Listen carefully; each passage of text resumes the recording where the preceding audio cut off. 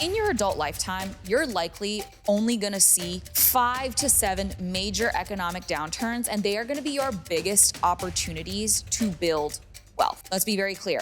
Rich people actually love these moments because they're going to rapid fire deploy their money into investments when everybody else is freaking out. Let's talk a little bit about how you can recession-proof your finances. These are a couple strategies you can use to set yourself up for financial success no matter what the economy throws at us. Support for this show comes from Brooklinen. Spring is upon us and rejuvenation is in the air, and if you're feeling the call to refresh your sleep essentials, Brooklinen has everything you need. You can upgrade your bedding with their Luxe Sateen Core Sheets or add layers of comfort with their Dream Weave Waffle Blankets. And Brooklinen has incredible patterns and textures to match your spring aesthetic. Plus, Brooklinen's customizable bundles make it easy to refresh your bed and bathroom by putting everything you need in one place.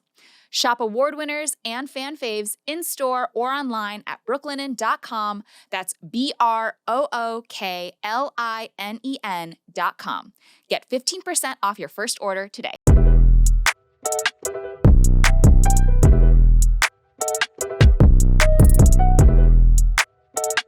What's up, rich friends? Welcome to another episode of Networth and Chill.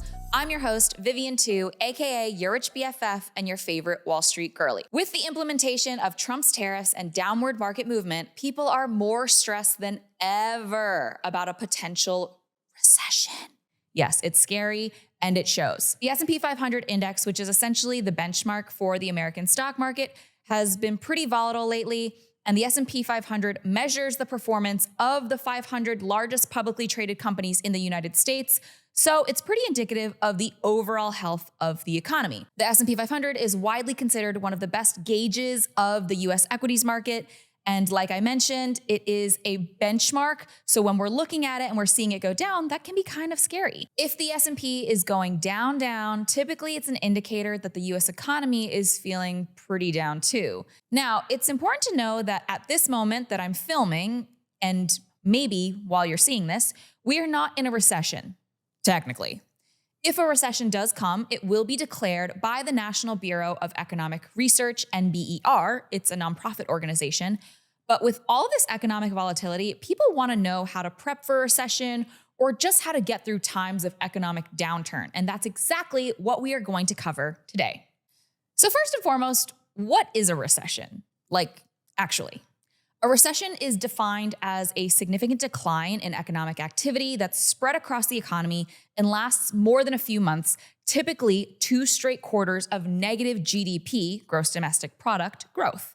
So when we see the GDP go down 2 quarters in a row, that's typically when it is a technical recession. First and foremost, it's important to remember that recessions are a normal part of the economic cycle, though their severity and duration, aka how serious or how long they go, can vary a lot. They represent the contraction phase following periods of economic expansion.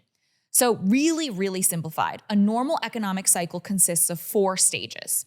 First up, expansion. Things are on the up. Then there's the boom. Things are up. Then there's the bust. Things are coming down. And then there's the recession. Things are down. This then leads back into expansion, and the cycle repeats and repeats and repeats. While not ideal by any means, just know recessions are considered part of the normal economic cycle, so there's no use in spiraling. And now that we've got the textbook definition cleared up, let's talk a little bit about how you can recession-proof your finances. These are a couple strategies you can use to set yourself up for financial success no matter what the economy throws at us. First and foremost, do not pull your investments. The second people see market downturn, they immediately want to sell, pull all of their money out of the market and pull their investments. Do not do this. If you pull your investments, you're just going to lock in the existing losses rather than giving your portfolio a chance to go up again. And I know it's super scary looking at red numbers, but avoid pulling that money if you can. A really great example of this was COVID. Back in March of 2020, we saw the stock market plummet. And the folks who got scared and pulled their money locked in those losses. However, if you were smart and just stayed the course, you held onto your investments, you didn't look too much at your portfolio, by August of 2020, all of those losses would have been made up. And then over the past 5 years, we actually saw the market reach its newest highs, the peakiest of peaks, and you would have just made money. In fact, when the stock market is down, you can think of it like a sale. Nobody runs from a sale at a department store. Why would you run from a sale in the stock market? In fact, if you actually have extra dollars to be investing when there is a downturn, it might be one of the best opportunities for you to scoop up assets on the cheap. Everybody loves a deal. So yes, it's okay to look at your portfolio, but if you think it's going to actually just hurt your feelings and scare you more than it'll help you stay in touch with your holistic financial picture, it's okay to more sparingly check your investments right now. Up next, speaking of up, let's up your savings. Normally, I always recommend you guys have 3 to 6 months of living expenses in an FDIC insured high yield savings account. But with economic uncertainty, try to get closer to 6 to 9 months in that high yield savings account. This way, your money is earning you more money and you're better protected from any issues that are beyond your control, like layoffs, but you are actually going to be earning money on that nest egg. Also, just remember, a high yield savings account is just like a regular savings account. So your money is FDIC insured up to $250,000.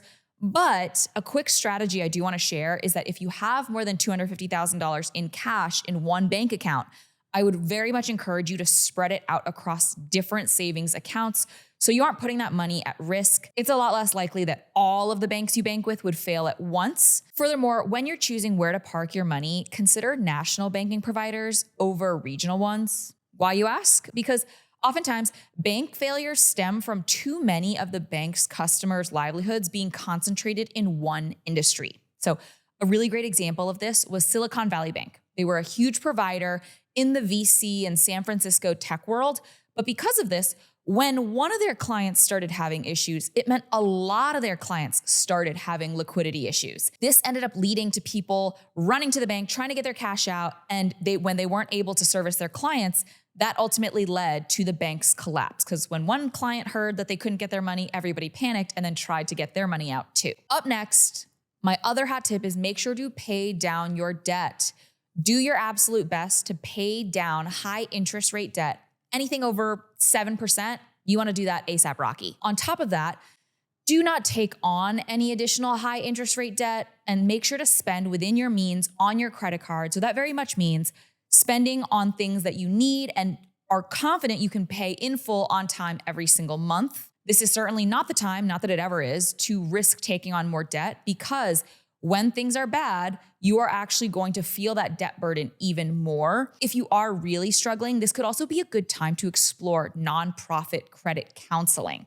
So this is where you would go and speak to a credit counselor. They would help you manage your debt. They would negotiate with your credit card companies, your loan servicers, and they would get you on a good payment plan. This is because going into a shaky financial environment while struggling with debt can be really overwhelming. Up next, I would say that since we aren't pulling our investments, we should answer the question of now what? What should we do? In your adult lifetime, you're likely only going to see 5 to 7 major economic downturns, and they are going to be your biggest opportunities to build wealth. Let's be very clear. Rich people actually love these moments because they're going to rapid fire deploy their money into investments when everybody else is freaking out. They're going to use this opportunity to buy stocks, real estate, and honestly, whole ass companies on the low. They're going to get them for cheap. And then when things inevitably do recover, they're going to be able to ride that wave right back up. So that'll be their opportunity to generate a lot of growth and a lot of wealth. However, folks who don't have the means or people who don't think to invest their money that they have on hand right now are actually going to be worse off due to inflation making our lives more expensive over time. And I do not have to be the one to tell you that the cost of living right now is crazy. Eggs are like $20. So you want to make sure you have that managed. This all said, if you are paycheck to paycheck and you're more worried about buying food than investments, I get that. I do not want to be tone deaf. And I really do recognize that this period is going to be incredibly challenging. This is going to hit those folks the hardest, and it sucks and it's unfair. And I wish we had a better answer for this. But if you do have any extra money to spare, or even if you're willing to just put yourself in an uncomfortable position for a temporary period of time by picking up a side hustle or a second job, this really could be the difference between whether or not you are where you want to be or financially secure in the next 5 to 10 years. So think of this as an opportunity. I don't want this to sound like rah-rah hustle porn, but truly try your best, try to invest right now. As for the investments, actually what to buy, instead of telling you my top 5 stock picks, I'm gonna tell you how to buy hundreds of companies at the same time. You are gonna consider something called an index fund. The reason they're called index funds are because they often track indexes. And as an example, if you invest through Vanguard, VOO tracks the S&P 500. And the reason I want to call out Vanguard specifically is because if you invest with Fidelity or Schwab, they have their own version of VOO. You want to make sure you are buying the appropriate one based on what brokerage you are using, because you'll pay less in fees. So just make sure that wherever you're at, they have something that tracks the S&P 500. I'm sure they do. And you're going to be able to use that to invest. Another alternative, if you want to get a little tech heavier, QQQ tracks the NASDAQ 100. This is a great way to get some of that tech exposure if you think that sector is going to be a little stronger.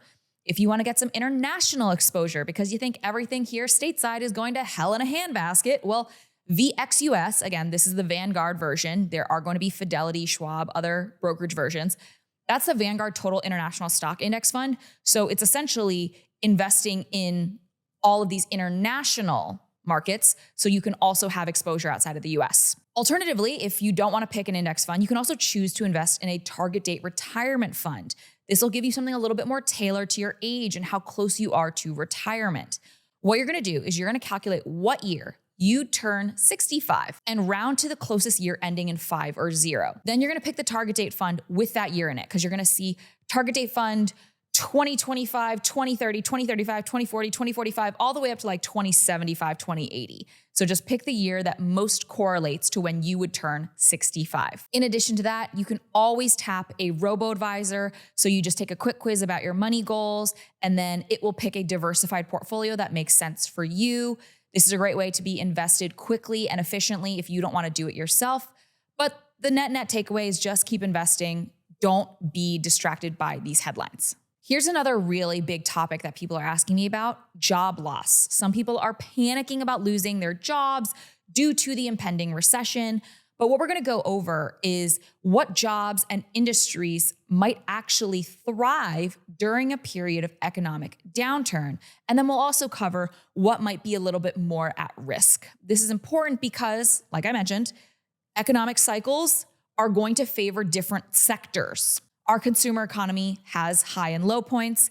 And when the economy is booming, industries that are discretionary, AKA nice to have, and cyclical typically outperform. This is essentially luxury industries, things that people can go without, nice to have, but not necessities. These sectors tend to fluctuate with the natural business cycle. Like I mentioned, cyclical. So you're going to see things like travel, companies like Hilton, Marriott, Delta, United, American Airlines, tech, Netflix, Amazon, entertainment, so Disney, Comcast, luxury retail, LVMH, Nike. You get the idea. This is stuff people don't need. Those really do succeed during periods of economic boom. However, during times of economic downturn, such as a recession, we're actually going to see consumer staples that are non-cyclical outperform. These sectors do not fluctuate with business cycles because people need them. You can't just spend less. Things like healthcare, Pfizer, Merck, financial services, Bank of America, JP Morgan, insurance companies, energy, Shell, Chevron, ConocoPhillips, industrials like Waste Management or UPS and FedEx. This is stuff people very literally will have to keep paying for no matter how bad the economy gets. Maybe they'll spend less, maybe they'll, do less, but ultimately these are necessities. And when I say outperform, I don't necessarily mean won't ever take a loss. I mean versus the broader market, they'll do better. So versus a benchmark like the S&P 500, they will do better. So say if the overall stock market only returns 3% this year because things are down, things aren't great, based on where we are in the economic cycle, sectors that are predicted to outperform, staple companies, could see 5 or 6% Maybe if we're lucky, 8%. So they'll outperform that 3%, but it doesn't necessarily mean that they're going to be returning 25% like we saw the market return last year. The real takeaway here, the major key is you don't need to hit a home run every year to be a good investor. You need to invest for a longer period of time and be consistent. And even though I did name a bunch of companies, I want it to be really clear. You are more likely to succeed investing in baskets of stuff versus trying to cherry pick the perfect company. Also, if you have a job that's less industry focused and more role based, such as HR or marketing or sales, and you could work at any company doing those things, you might find more stability at staple companies versus discretionary ones over the next few months or years. Just something to keep in mind if you're considering changing jobs or looking for work. Support for this show comes from Brooklinen. Here's a question. What makes the perfect spring bedding for you? Is it cool, breathable sheets? Quilted blankets for those cool spring nights? Or is it the perfect color and texture to match your room's aesthetic? However you're looking to upgrade your bedroom, Brooklinen has what you need: high-quality comforters, cotton throw blankets, and luxe sateen sheets, all in colors and textures to match your taste. My new bedding is amazing for spring and it fits perfectly in my bedroom. I love being able to put away my heavy winter sheets and make the transition for spring. Plus, with Brooklinen bundles, I was able to upgrade my bedding for spring without breaking the bank or sacrificing my comfort. Plus, Brooklinen's products are made to be lived in and loved for years to come. Their super high quality products have been tested and awarded by experts including Good Housekeeping, GQ, Wirecutter, and more. Brooklinen sheets are tried and true with more than 200,000 five-star reviews and millions of happy customers. Shop award winners and fan faves in-store or online at brooklinen.com. That's BROOKLINEN.com. Get 15% off your first order today. Q&A. Okay, we asked for your guys' burning questions about the potential recession, so we're going to answer a few of the top submissions. And just in case your question doesn't get answered, because honestly, we had over hundreds of submissions for this, I want to highlight a new tool that I'm building where you can ask me and licensed CFPs questions without needing to have a $500,000 net worth and hire a financial advisor. You don't need to be rich to use it. It's called AskDolly.com, AskDolly.com. Right now, we are getting people on our wait list. And for the first 5,000 folks who sign up, you're going to be invited to beta test this tool. This is the thing I would have killed to have when I was figuring out my finances. So I hope you love it. And I hope it lets you access financial knowledge without an insane price tag. Essentially, where I came up with the idea was, now that I'm 30, now that I'm a multimillionaire, I have people banging down the door, dying to help me with my money. They want to be my money manager. They want to be my financial advisor, my CFP. They want to be a part of my business management team. Great, but I don't need your help now.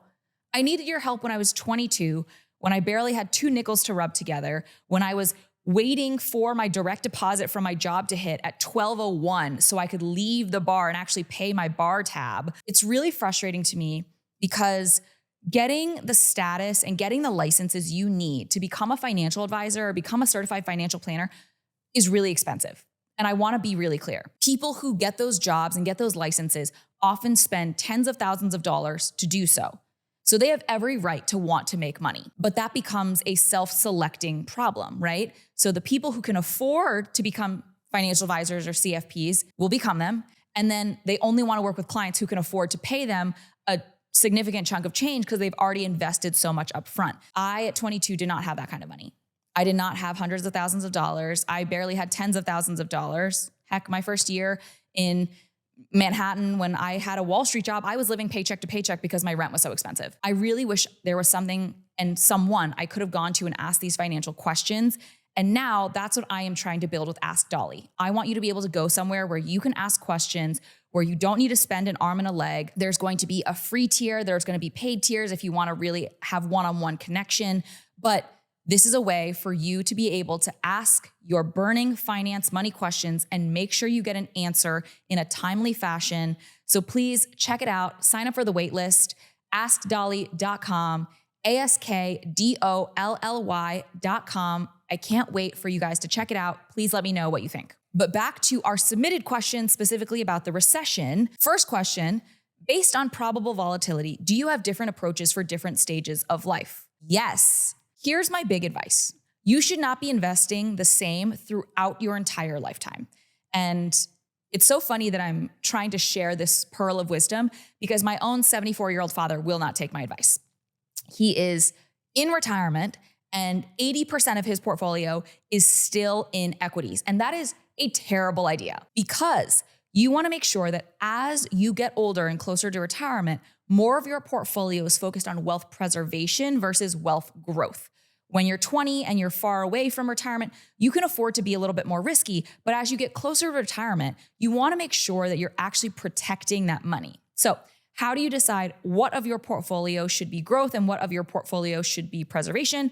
Here's the quick equation. Take your age and round to the nearest 5. So something that ends in a 5 or something that ends in a 0. Now that you have that number, you're going to subtract 10 from it. That is the percentage of your portfolio that should be in bonds.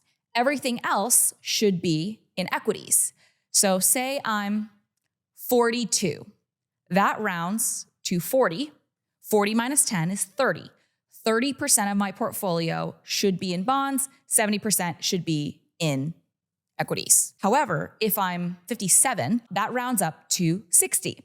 60 minus 10, half of my portfolio should be in bonds. The other half should be in stocks. Because essentially, as you get older and older, you want to focus on that preservation. Additionally, on this note, I really encourage you to understand where your risks lie because sometimes people's portfolios get very heavy on one thing without them realizing a big risk here is company stock options. If you hold a ton of your company stock, I need you to think deeply about, is this too big of a percentage of my portfolio, 1? And 2, do I actually believe in this company? Because sometimes you may want to de-risk, aka sell a little bit of that and then transfer those dollars into other investments that make more sense for you. But again, this is all about understanding your own risk. Personal finance is personal. There's no one-size-fits-all answer, but you do want to understand what your risks are, how old you are and how close you are to retirement, and ultimately what your portfolio, what those percentages need to be. Next question is, what's the main purpose behind the Trump tariffs? What's his actual goal? So let's be clear. Technically, the stated goal is to boost US manufacturing and protect jobs, raising tax revenue and growing the domestic economy. Trump said that he also wants to restore America's trade balance with its foreign partners, essentially reducing the gap that exists between how much the US is importing versus how much we're exporting to those partner countries. In theory, this is great, but in practice, what we really understand is that these tariffs are going to make things more expensive here at home because we pay the tariffs, not those foreign countries. We already know what prices look like in the grocery store. We're going to start seeing that across the board. And I do worry about the cost of living rising very quickly and hitting lower or medium incomes hardest. The bigger issue, I think, though, is the on and off switch. One day they're on, one day they're off. This is absolutely going to short circuit the supply chain. Manufacturers are typically able to roughly estimate how much of something they have to make. And they employ that many people, buy that many machines, buy that much raw material to be able to create that much stuff. But the problem with the on and off again switch, I'm trying to do a light switch here if you're watching on video, there isn't enough time given to these countries and these industries to recalibrate. So at some point, manufacturers might make too much stuff, and that's a bummer because things are probably going to go to waste. But then at other times, they might not make enough, and that's going to lead to a very terrifying picture. Do you remember the empty shelves you saw when COVID was officially announced and everybody was raiding their grocery stores? Like we were just buying whatever you could get your hands on. We are going to see empty shelves and higher prices because if you're used to buying Greek yogurt, and so are other grocery shoppers, and so is the breakfast cafe down the street, and so is the smoothie joint on the block, but suddenly there are now half as many containers of Greek yogurt, you're all now fighting over less supply. You're going to pay more, and there's just going to be less to go around. Ultimately, it's hard to officially say where this is going to go because it does feel like those headlines change day to day. But whatever this is, the flip-flopping is going to hurt consumers. Next question, what are the chances all of my money just poof, disappears? Let's be clear, very low, but admittedly not zero.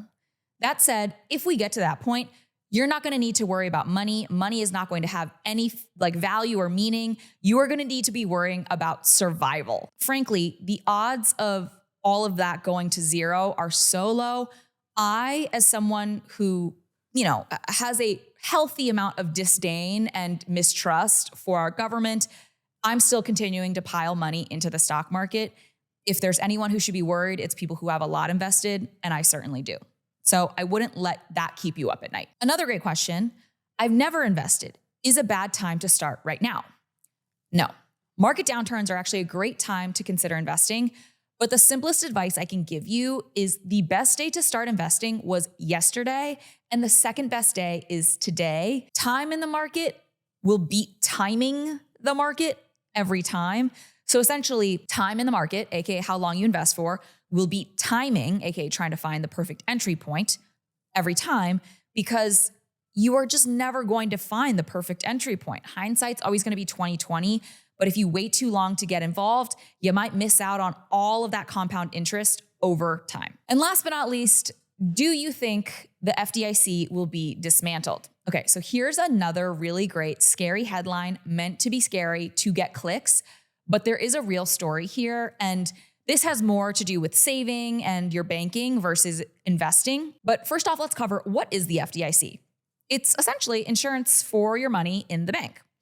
Think about it like a cosigner. When you were 22 and you had $4 to your name, your parents had to co-sign on your rental agreement to basically promise, okay, if our kid is irresponsible and can't make rent, we are still going to make sure that the landlord gets paid.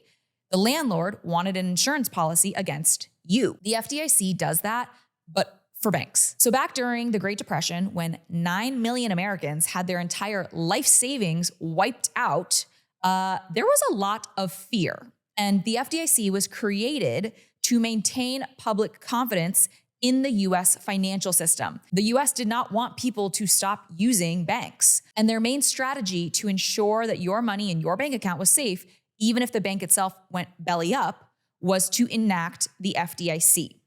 So you deposit up to $250,000, your bank goes belly up, the FDIC makes sure that you get your cash back. But lately, there's been a lot of headlines about Trump wanting to get rid of the FDIC entirely.